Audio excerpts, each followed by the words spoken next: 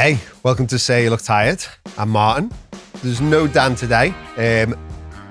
We normally, as you always know, we batch record 4 episodes, but I've got a few guests on for the next couple because I'm going to have a baby. I'm really excited. By the time these come out, I'll probably be in the hospital with Robin about then. Should be fun. But I've got my first guest on for the first 4 episodes, and it's Claire Riley, the creator, founder of Classroom Secrets. And I thought the next 4 episodes would be really cool to kind of dive into your teaching story, Classroom Secrets, and for us to talk about schools in general right now. So yeah, welcome to the pod. Thank you so much for having me, and congratulations on the baby. I didn't actually know that, so congratulations. I will be thinking of you. How long is it now? Now, from today, it's about 4.5 weeks. 4.5 weeks. Yeah, and so it could be tomorrow. Yeah, it could be. So that's like the maximum, because we're thinking about getting a C-section. Well, we are, like, that's going to be booked in. So the 19th is the latest date it could be. be. That it could be. Yeah. Oh, exciting. Your life's going to change. I know. Do you know what? I'm really looking forward to it. We're getting, if anyone see my Instagram story, well, it'll be a couple of months later now, but we're getting the bathroom done. We had a leak in the main bathroom. So we've had to get everything ripped out, put it in, new one there. So these couple of weeks have been chaos. Yeah. But once that's done, hopefully it'll be nice and settled. I'm just praying. 2 to 3 weeks, then he doesn't come. Yeah. And then we'll be all right. But I can't wait. I am looking forward to it. I think, and do you know what? It made me reflect a lot, actually. Like, before we dive into like things, it actually made me reflect a lot on like teachers with children, because I was actually thinking, like, even though it's still going to be way off, like in 2 or 3 years, I'm going to be able to take him and pick him up from nursery.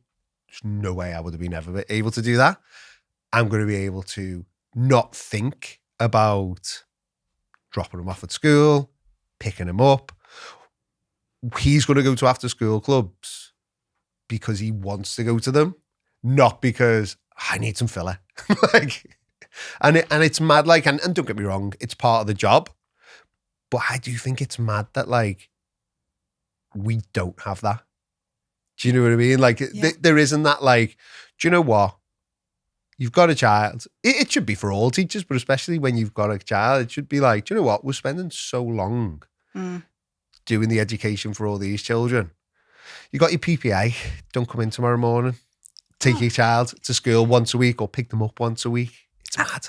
Absolutely, as well. And with PPA, I always thought, why do you need to be in school? Because I'm a great believer that if you do it your way, you'll do it faster, better, you'll get a better result. So why sort of fix people into this certain way of doing things? I've never understood that. And I think it's just funny that obviously we're going to be talking over the next few episodes about my journey. And one of the reasons for me was I wanted to start a business for the children that I didn't have at that point. Yeah. Because I knew I wouldn't be able to stay in teaching and have the life with the children that I thought I would have. And it's not like I'm some kind of earth mother here either. I've never sort of attached to it in that way, but it was more the exploding of the brain. Yeah. That I just thought, hang on, how can you do both things? And obviously so many teachers do. And that's something that I'm just so in awe of, because I can't work out how I could ever have done that. Oh, 100%. And funny enough, I always used to think it was funny, especially in primary. There's hardly any male teachers. But I don't know exact things, but I would guess it's probably 50% male heads. Do you know, like, more? I'd say more. Even more. But I'm just saying off the top of my head. And I always used to find it funny. But now, like, having a kid, like, going to have a kid soon and reflecting on it, I'm like, oh yeah, I can totally see why. Because as you've just said then, like, you couldn't see a thing where, like, I can have a child and keep this up. There's no way. It's going to be so hard to progress and everything like that. Never mind, like, even just staying in the classroom. But yeah, even though I'm thinking and reflecting on it all, there's no way I would have given up teaching for this. You know, like, it would have been that thing. And that's probably why, like, one side of it, why there are so many male heads. Because by the time you're getting higher up the ladder, women who've gone part-time, took maternity, all these things, you know, took a year off, went to part-time for a bit. And it's not a bad thing. It's a good thing. But it's funny how, like, it's almost set up that way, isn't it? That, like, the men are naturally going to become the heads because they're there. And it's so difficult as well, because I reflect on this quite a bit, actually, not just from a school perspective, but also business, because it's sort of the same as you move into the business world. I'm in a position where I'm surrounded by a lot of men, and that's probably a good thing because I prefer the conversation with men in some ways. Yeah. But it is really, really interesting. It's one thing that we don't really think about is actually the hormonal elements of why women are in this position as well. And I've actually talked to quite a lot of other female founders, especially in education, around how I'm sure it's the same for men, but when you're a woman and you have a child, you can have this identity crisis. And I think that can be hard, especially if you're a teacher. If you really love teaching and it's consuming your whole world, and then you have a baby and then that consumes your whole world as well, it's actually very difficult. You're kind of balancing these two personalities. Obviously for me, I'm not in that situation where I'm teaching now, but I had that with business, and I wasn't really expecting when I had a baby to feel differently about my business. It wasn't a bad thing, but I did feel differently. And it wasn't until somebody had a conversation with me recently and said how they felt that I reflected that back and realised, oh, that's what that was. Yeah. I didn't feel the same way about my business anymore. And I imagine lots of teachers feel the same. I don't feel as passionate about teaching anymore.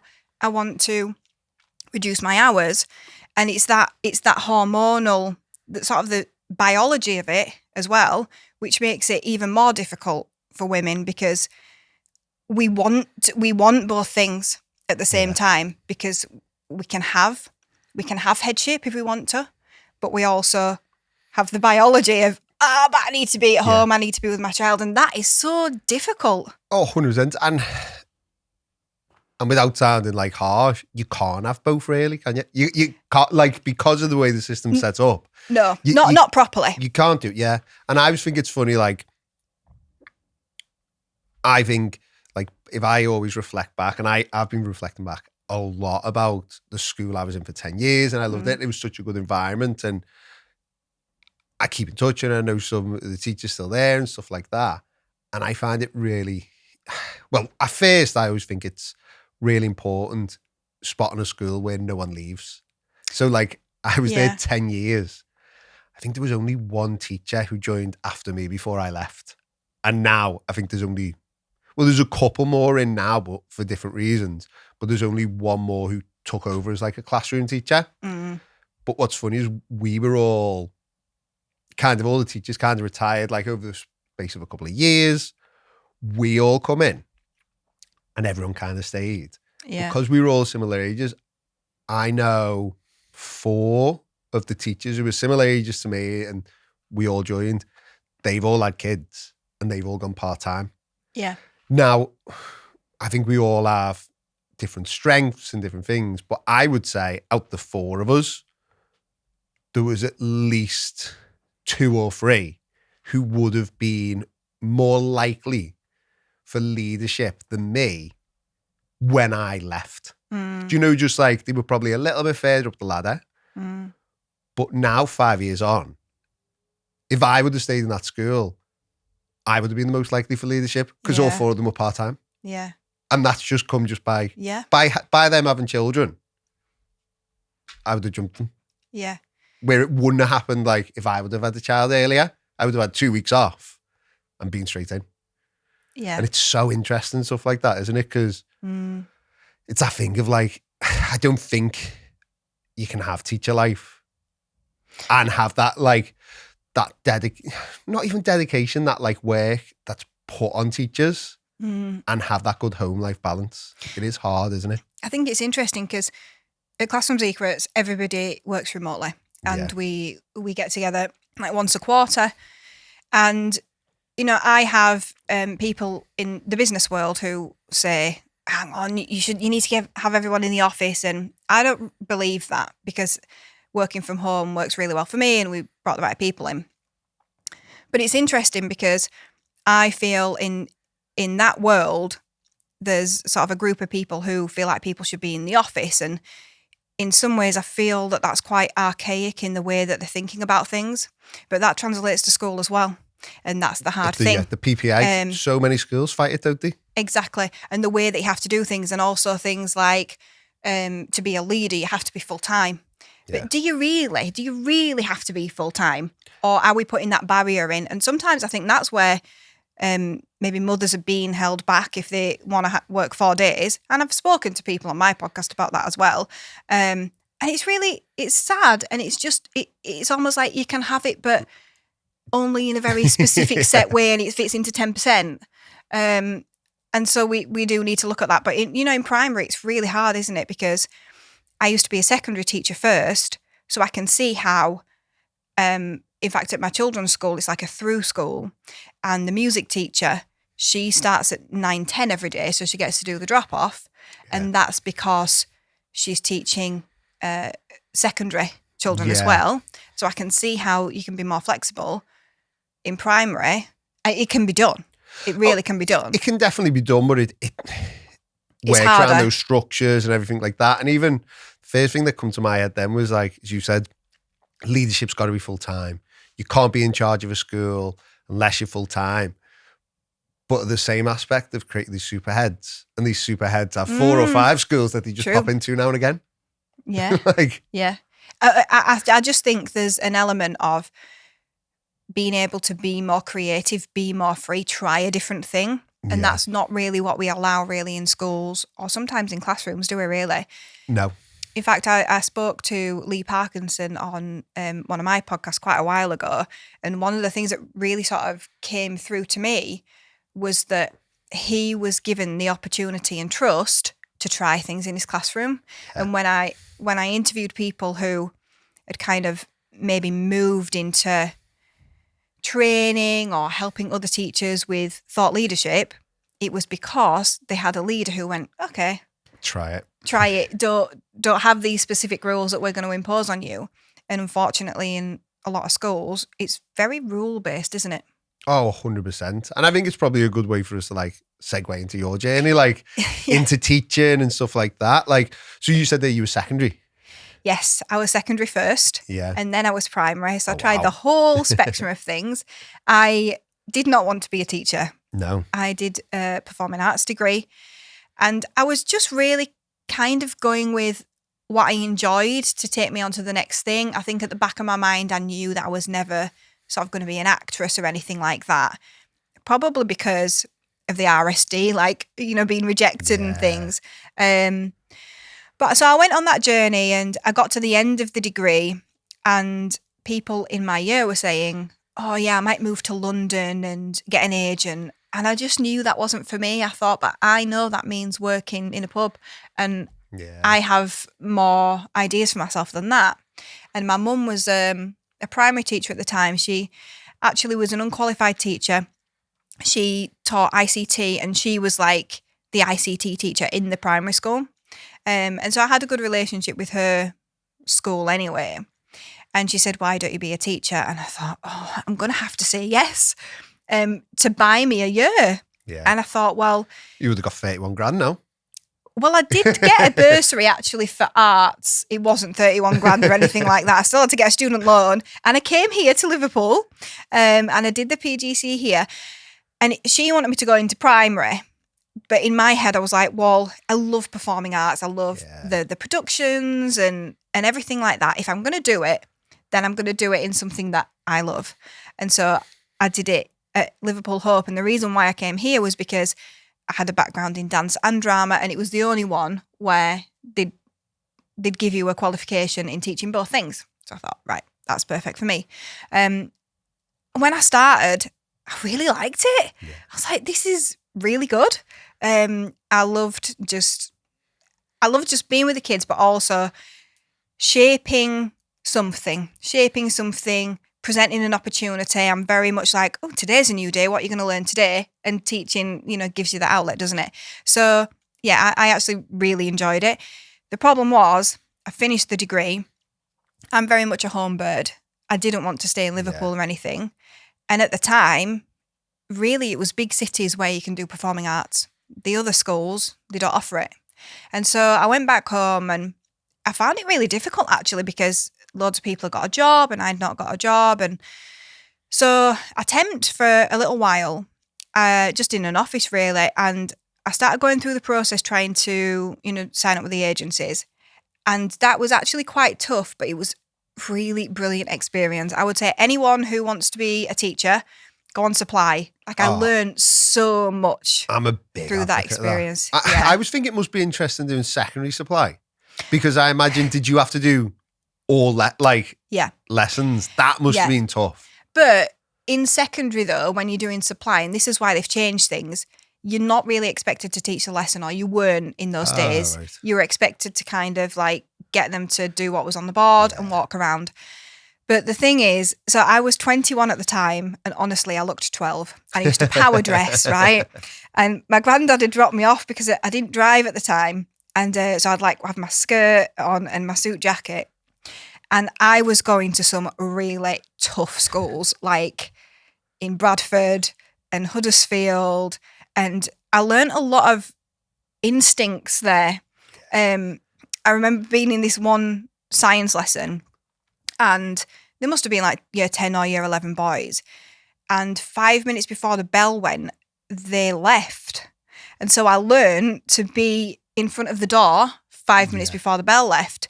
That science lesson was fine because it didn't have two doors. Most science classrooms do. So you just went the other so one. That was difficult. It was like science, they're probably going to lose that battle. Yeah. But I mean, there were so many things I learned there.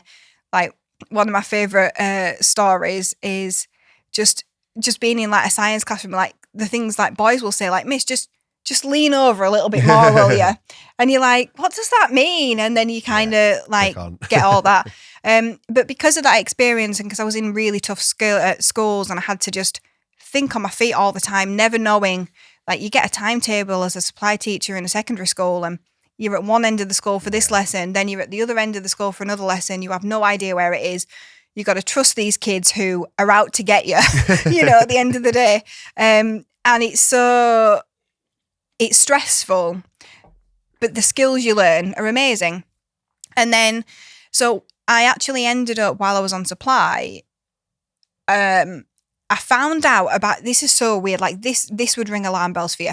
So I found out about a school, and it wasn't a great school, in Halifax, where they had a dance teacher for a few days a week, but apparently it wasn't working out. Now, she wasn't a qualified teacher. I think she was sort of just coming in. And I heard about it on the grapevine, and my mum was like, you should ring them up and just see. So I think I rung them up, and I must have got a phone call maybe a few days later, and they were like, yeah, come in for an interview. And I was like, okay. And what was weird about it is they said, come in and we'll kind of teach a lesson together and then we'll have a chat. Okay. Yeah, well, the interview, I dressed in all my dance clothes, and I took my interview clothes with me. And it was a PE teacher, and they were doing not what I would call a dance lesson, but a movement lesson, where they taught it, and I felt very much like the TA. Then afterwards, I can't even remember what they said to me, but it can't have been long, because then they were like, right, it's all day Monday and half day Tuesday, and we'll see you next week. That was it? That was it, yeah. NQT I was at that time.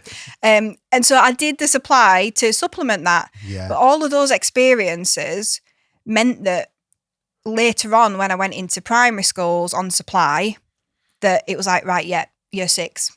Because I'd learned so many crowd control skills, really. And so that was really helpful. So I never went into Key Stage 1, because Key Stage 2, it was like, this is amazing. This is a breeze. And so, that's how it went.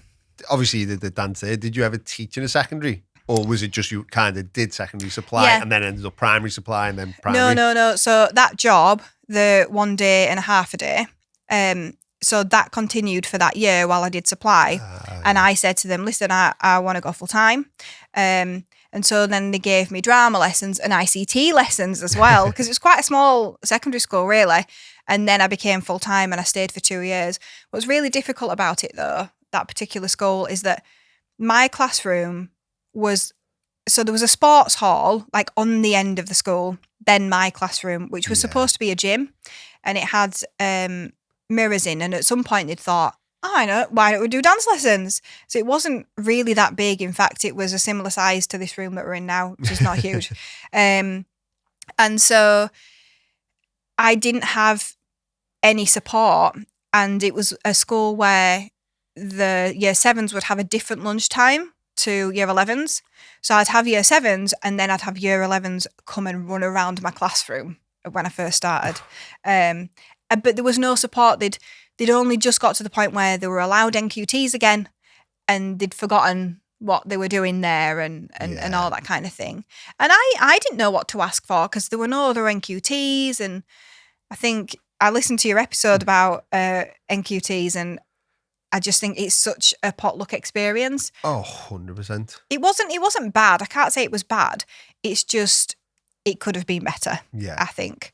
But after the 2 full-time years, I knew that I was coming to the point where it was like, I mean, I transformed the dance department and I was on my own, and I said, any chance of any TLR for this? No, nothing like that. And I just thought it was just so stressful. It was just so intense, and to be held accountable. And I know this is the same in primary school as well, but in secondary, to be held accountable for a child's GCSEs when you can't control whether they turn up or not is difficult. And the thing is, they loved dance lessons. They really did when we were dancing.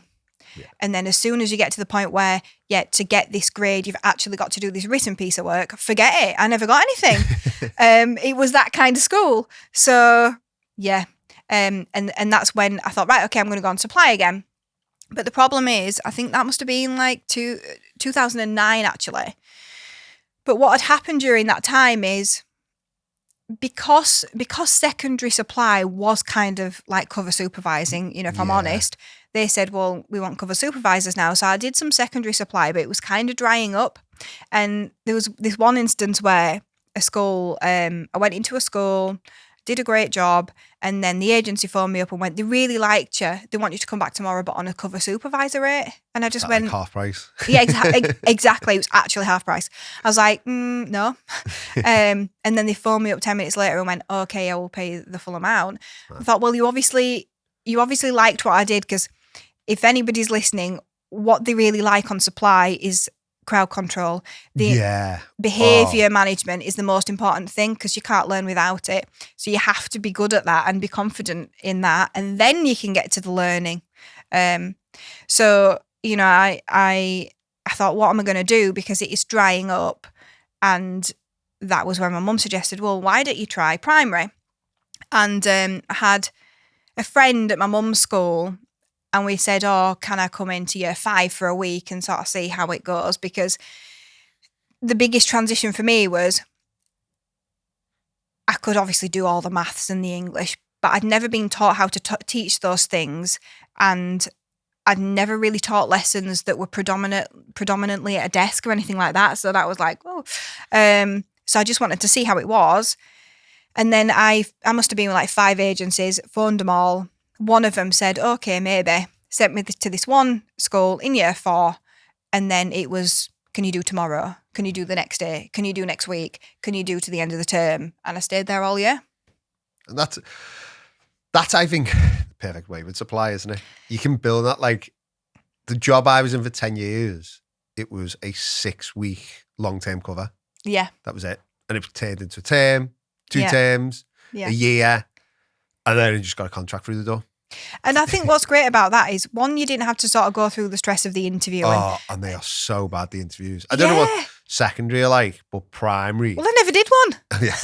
So I never got a teaching job from an interview because I just can't get myself across in the right way. But when it comes to the teaching, great.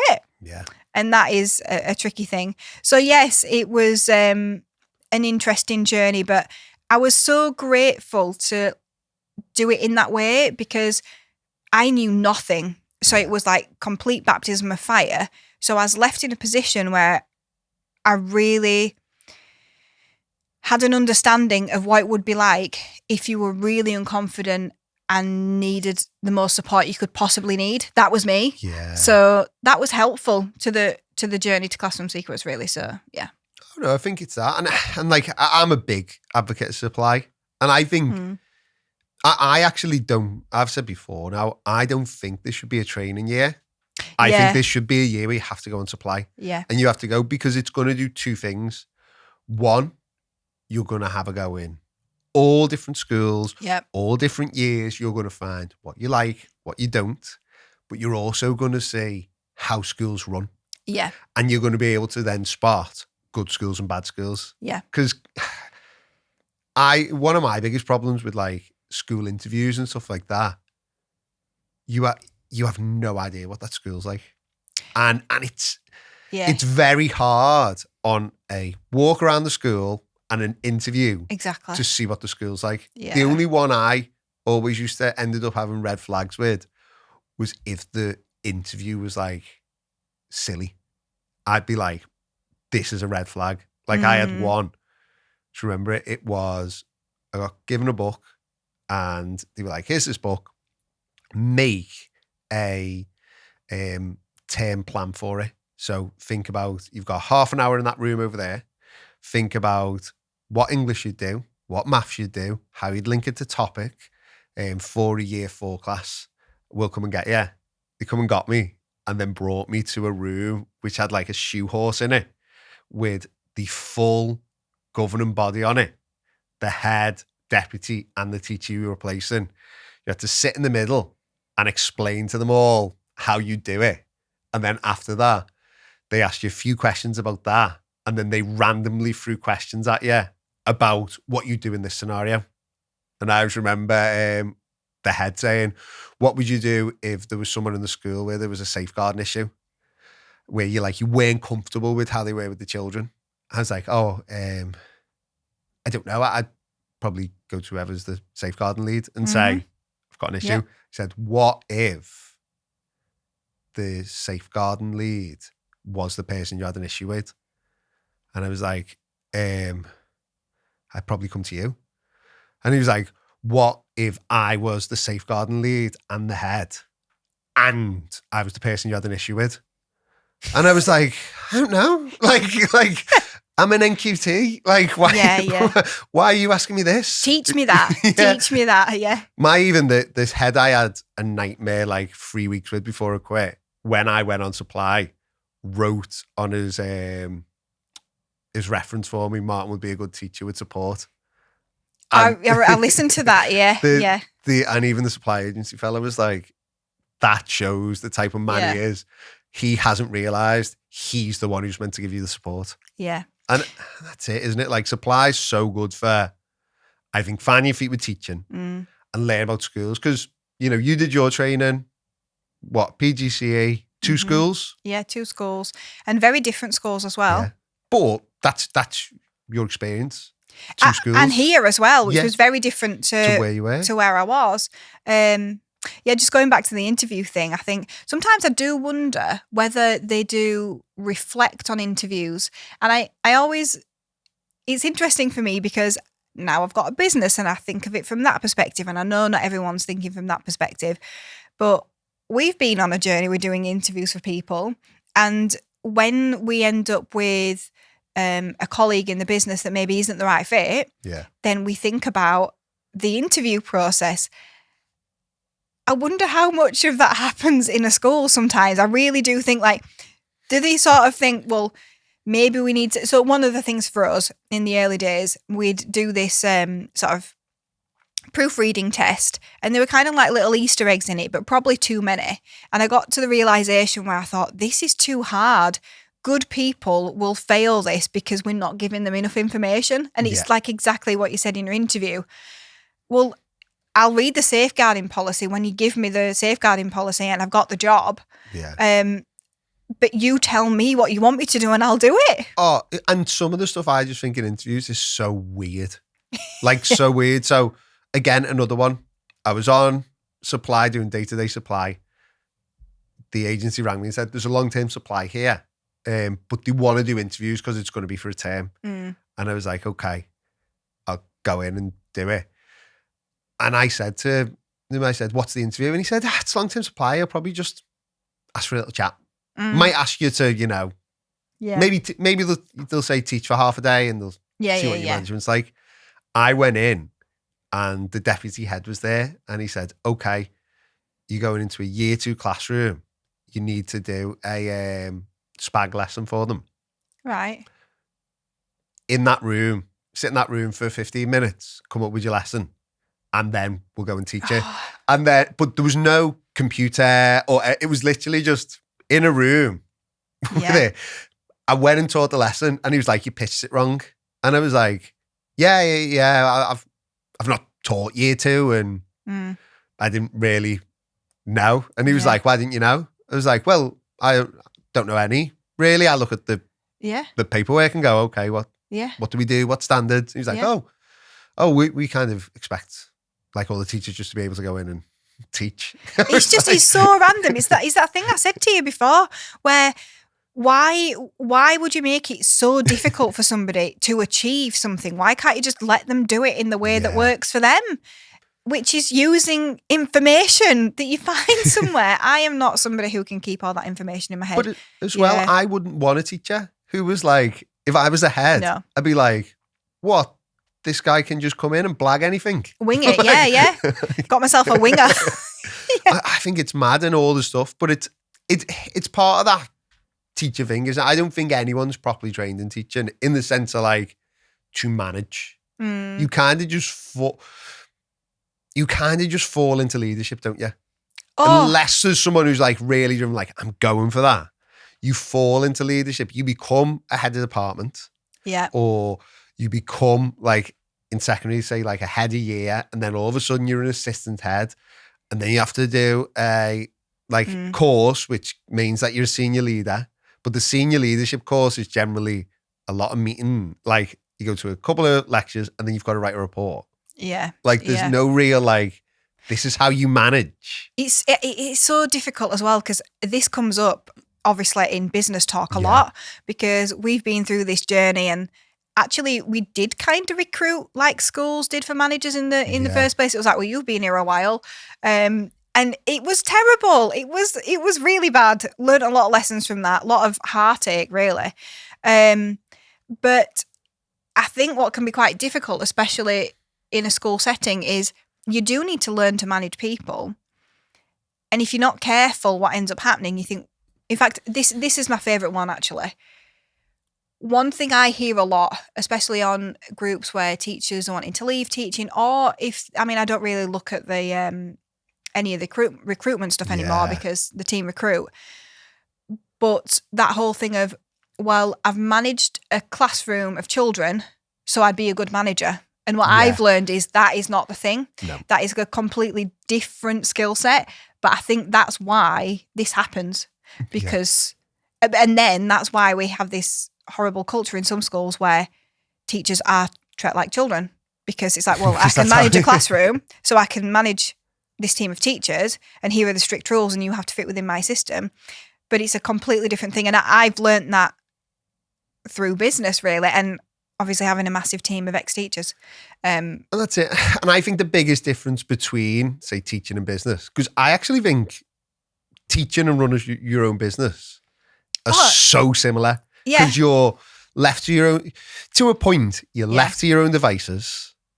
You do apart from being in the lesson, you do the work when you do it around you.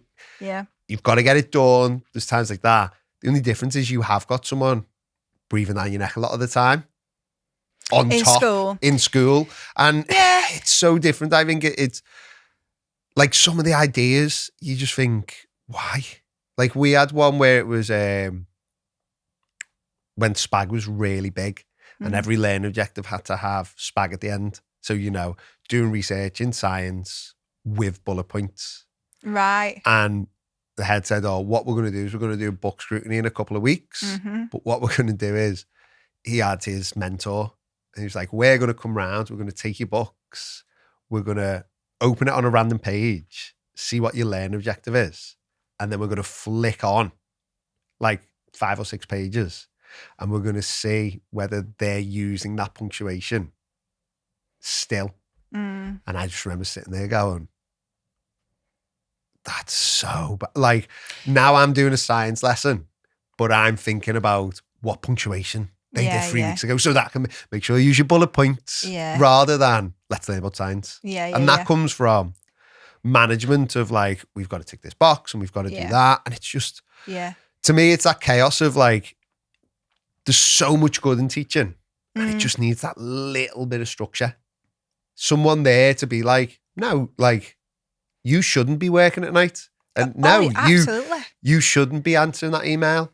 Because I think a lot of it could be solved with some simple conversations. I see loads of people online who will moan about heads emailing them at 9 o'clock at night.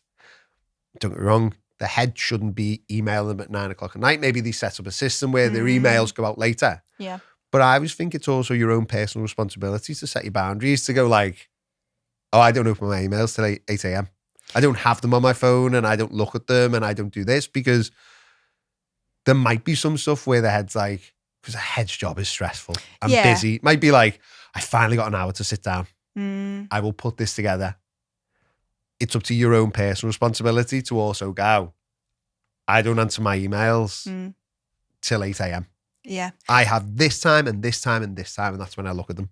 I think it's about communication. I think one thing I've learned is it is really about that. You know, how many head teachers are actually having the conversation with the team and saying, listen, right? Because this is what I say to the team. We don't have a policy where you can't send a message at 9 o'clock at night. In fact, last night, somebody sent me a message at 9 o'clock at night. There was no expectation that I would read it, but it was kind of exciting for them. And I was like, oh yeah. And I replied just because I wanted to. And so we talk openly about, we're not going to control when you have the idea, because we want you to work when it works for you. But the person who receives it has to control when they receive it. And that's it, isn't it? But also, there's a thing there. It's not just that that's the culture. We talk about that being the culture. Yeah. And so a head teacher would have to say, listen, sometimes I might email you at 9 o'clock at night and I don't expect you to read it then, just so you know. Yeah. But if it's urgent, I'm going to contact you on text, for example. You know, if I get the call that Ofsted of coming and I didn't get a chance to tell you, then I'm going to let you know, obviously. But if I send an email, it's not going to be urgent. And it's knowing those points in your mind and communicating that, and not once, like talking about it, having an open conversation. And I think that's part of the problem. Sometimes there's a lot of fear there, and it's because of what's unsaid. Yeah. And that's what I think a lot. Oh, don't get me wrong. There's nightmare heads. Yeah. I've worked for a nightmare head. It was awful. He did expect the email back. If he emailed you at 11 p.m, he expected an email back at 11:05. Wow. Do you know, like? Yeah. But I do think 90% of heads get pulled in with that bad rap of the 10. Yes. Because they will email at 7 o'clock at night because they're still doing some work, which they shouldn't be doing, but it's all there. They're not thinking, they best get this back to me. No. Do you know what I mean? And I think it's that structure, it's that culture of schools. And it is like we were saying at the beginning, it is sad how a lot of teachers basically give up their own not their own relationships, but their own time with the children, their own social life, their own family life. Even teachers without children will give up time with their friends, with their family for school. Yeah. And I think the worst part of it is, even if I'm being super kind and saying a lot of the work is important, which I don't think it is, like even 50% is nonsense. Probably more like 80, 90% doesn't need doing in that time. Yeah. But there's 50% at least, which is complete. Yeah. Just pointless. And it's interesting because I wasn't in teaching that long. I was only in about 5 or 6 years. But what I realised, because I've had to do a lot of personal development, is that I was the problem. I was the problem in teaching, not in a bad way, but I kind of got addicted to being busy all the time. And I remember sort of being at home, and we'd not long been married. And is this when you opened the business or when you were teaching? No, this is both? when I was teaching. So this is when I was doing that cover year, actually, in year 4, because then I went on and did another year 4 cover year. And I'd remember coming home and I'd be laminating stuff, cutting it out. Ed'd be laminating for me. He was part of all that. But if there was ever an evening where I didn't have to do something, I would feel like I allowed it to take over. Yeah. Like I'd feel the stress of, but I need to be doing something. I need to be doing something.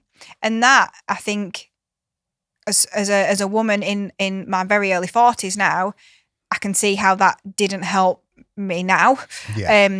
That stress all of the time. And the thing is, with teaching, it kind of allows you to become that person and get addicted to working all the time. So then when I did start Classroom Secrets, and when I did start Classroom Secrets, I was doing supply, and I did day-to-day supply, and I also tutored as well. And over a period of time, kind of dropped the hours. But until our first child came along, I would work every evening, even though I'd worked all day, just because I loved it. I did love it, but I just needed to. Yeah. And what I've learned is that I was part of the problem. And I think that would be brilliant. We've talked about this kind of thing before. Teaching teachers that, boundaries, and it's okay to not work all the time. And if you do have that work addiction, how to deal with it. Is there a way to deal with it? How do you understand yourself better? Because I know that was an issue, because I even brought it into business. And even after our first child was born, we'd be working on an evening. And it wasn't really probably until 2019, 2020 that when it got to the point where it probably just all crashed, that we just had to slow down and do it differently. And now we don't sort of like try and work on an evening. But I think we just need to talk about that sometimes, because yes, there's expectations in teaching, but also we can just get addicted to the feeling, because it does feel good as well, doesn't it? Oh, I got this done. I'm helping my future self. That was always in my mind. I'm helping my future self. And what happens if this head teacher destroys my life by I'm helping my future self? I'm planning all my lessons for year 4 so that next year I can have a life, and then they put me in year 5. And even though I'd be in year 4 again the next year, it didn't get any better. I just had in my mind, I'm doing this now to help my future self. And then I'd just do it all again. It's 100%. And I think there's so much mentality of that in teaching. Like, funny enough, I did a post the other day, I think it was only yesterday, about why it's important to put boundaries in and to say no and stuff like that. And they've both, funny enough, deleted the comments, but I had 2 comments from teachers saying, if you do this, you will never progress. And if you do this, you will get sacked. And I challenge both of them on it, because I hate deleting comments myself. If I think there's a negative comment, rather than deleting it, I will challenge it and say, So I said to both of them, I was like, I think you're wrong.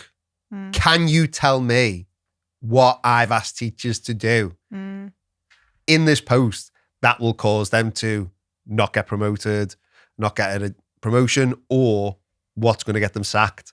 And it was stuff like, I checked it all first, because it was like, have I? And was like, no. It was, having a set time to leave during the day. Having a curfew for when you stop work at home, if you do work at home.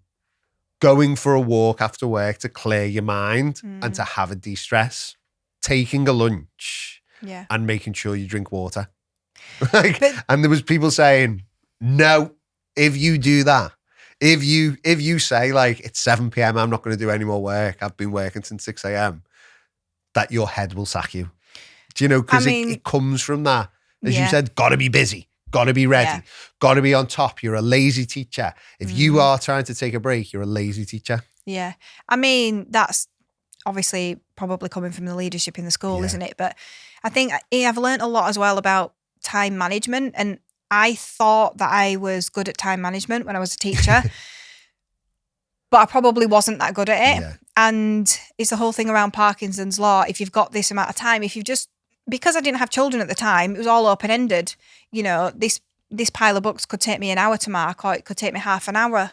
But I didn't really like lock into the whole, right, I'm going to give myself half an hour to mark these books. Yeah. And if I did do that and was more focused on the time, that would be helpful. And when I went into supply, the second year, so the first year, I mean, it wasn't great. It was pretty toxic. And I was in a 3-form entry school, and the third teacher in our year group, there was an NQT, me, and a third teacher. They were the head of Key Stage 2, but basically, I don't think they did any work at all. I asked for the planning because my friend at the other school said, ask for the planning. Yeah, because you supply, you shouldn't be planning. And she says, I don't share planning. So What, even though you're in the same year group, teaching the same kids? Yeah. And so what happened is then, I remember over the Christmas holidays, because Christmas is the one time where I actually properly took a break. And even at Classroom Secrets now, we're like, right, between Christmas and New Year, nobody works. Because it's the one time where teachers really do try and take a break. And I remember at the end of the holidays working with the NQT, I was doing the maths. And that's probably like where some of the first formulations of what Classroom Secrets would be came about. And she did the English. And then we got back into school, and she wanted to know what we were doing for English. And we were like, it's fine. You don't share planning. We're just doing our thing. And so she went to the head, who called a book scrutiny just on, and planning scrutiny, just on our year group, so that she could steal the planning. Stuff like that. Like, that's half of me though thinks like, was she lazy and didn't do the planning? Or the other half of me thinks, or was it that she was so like imposter syndrome that she didn't want to even share it? Do you know, like, she didn't do it. She just didn't do it. So I think she always got outstanding in her lessons. When she was observed, she was extremely strict, which wasn't a bad thing. But she didn't actually write her planning. And I think what it was is the school had expectations that were unrealistic, and she was just above them. It's like everyone else should submit their planning or whatever, but I'm not going to. She knew she wasn't getting checked, so she was like, I'm fine. Exactly. And the head was obviously scared of her. She was quite a scary, fiery woman. Were you on long-term supply in the planning? How long were you in there? I was just thinking for them to claw like a planning scrutiny on you. Yeah. I would have been like, no, I'm not meant to do planning. No, it was long-term by that point. So I think I must have started in the October, and this is sort of going into the January. Because what had happened is me and the NQT kind of thought, well, we'll join forces, because she had a difficult situation where she was. But yeah, it was fun times. But again, I'm so grateful for the experience, because it led me somewhere. Yeah. I'm a big believer in that. Like, I wouldn't be doing what I'm doing if I didn't take that first job, which was so bad that it sent me into like put on so much weight and feeling that then I had to learn better boundaries. Yeah. So I think it's all stuff like that. I think it's so important. Yeah. But no, I think we spoke a lot on this one. It's probably a good place to wrap it up. And then next time we can delve into Classroom Secrets and what it's all about. Yeah. Thank you, Martin. No, thanks for coming on for this one. We've got 3 more. And anyone that's listening, make sure you give us 5 stars, leave a comment. It's always good. And thanks for listening.